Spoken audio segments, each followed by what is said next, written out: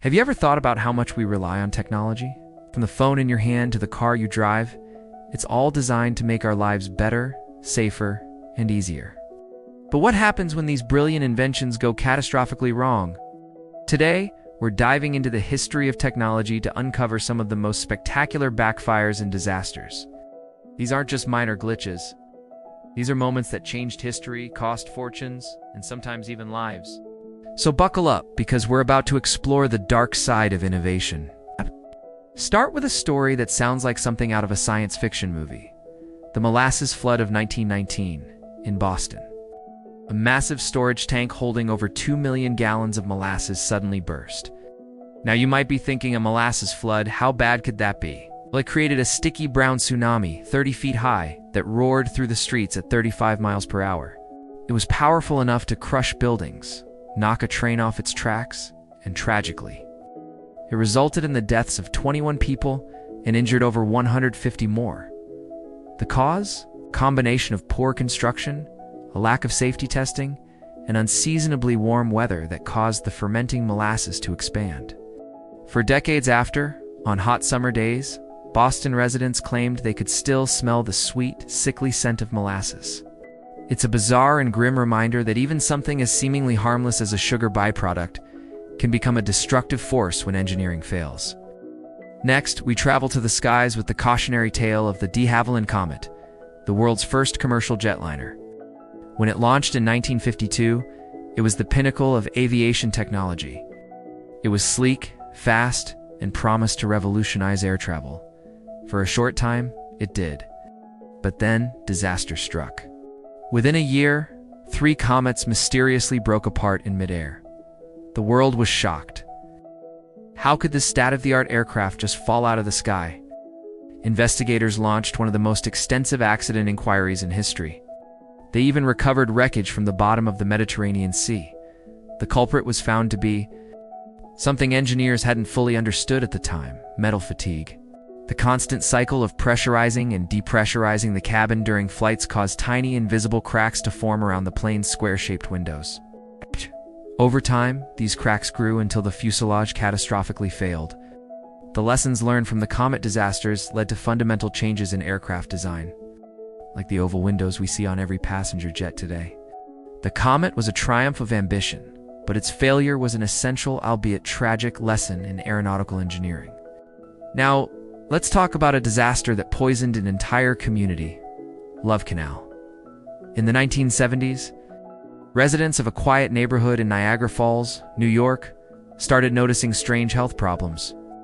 Children were born with birth defects, and rates of cancer and other serious illnesses skyrocketed. They soon discovered the horrifying truth: their homes and their children's school were built on top of a toxic waste dump. Decades earlier, a chemical company had buried 22,000 tons of hazardous chemical waste in an abandoned canal, and then sold the land to the city for just $1, with a clause disclaiming liability. As the barrels rusted and leaked, a toxic chemical soup seeped into the soil, basements, and playgrounds. The ensuing public outcry and the heroic efforts of local activists, led by a mom named Lois Gibbs, captured national attention.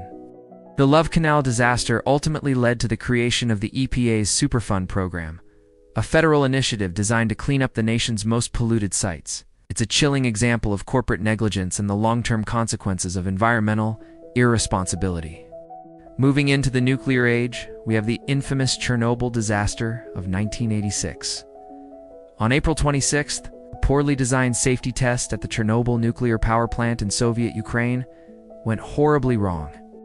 Let's shift gears to a more modern-day tech backfire, one that unfolded in the world of video games. The Atari E.T., the extraterrestrial game from 1982. After the blockbuster success of the movie, Atari rushed to create a video game timed for the Christmas season. They gave the developer just 5.5 weeks to create it from scratch. The result was a game that was confusing, frustrating, and virtually unplayable. Players would constantly fall into pits they couldn't escape from. The game was a commercial catastrophe. Atari had produced millions of cartridges expecting a massive hit, but they were returned by the truckload. The company was left with a mountain of unsold inventory. What did they do? In a now legendary move, Atari allegedly buried hundreds of thousands of unsold ET cartridges in a landfill in Alamogordo, New Mexico. For years, this was considered an urban legend, until 2014 when a documentary crew excavated the site and unearthed the long-lost games.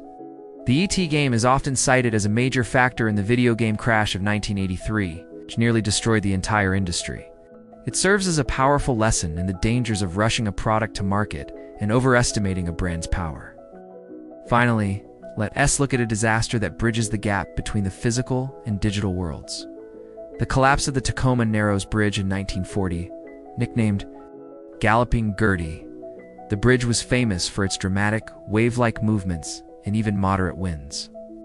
It was a tourist attraction. People would come just to experience the roller coaster-like ride across the bridge. Engineers at the time thought it was safe, but they had underestimated the power of a phenomenon called aeroelastic flutter. On November 7, 1940, just 4 months after it opened, a 40-mile-per-hour wind caused the bridge's oscillations to grow uncontrollably.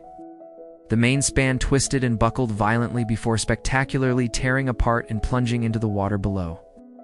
Miraculously, the only fatality was a dog left in a car. The dramatic film footage of the collapse became a classic case study for engineering and physics students worldwide.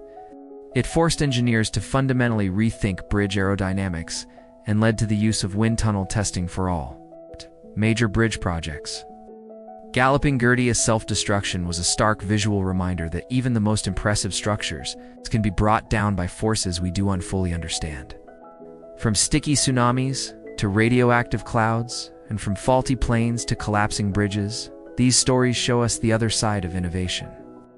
They remind us that progress isn't a straight line. It's often a process of trial, error, and sometimes spectacular failure. But it's through studying these disasters that we learn our most valuable lessons, creating safer, more reliable technology for the future. So the next time you use a piece of tech, take a moment to appreciate the hidden history and the hard-won lessons that made it possible. What other tech disasters do you think we should have covered?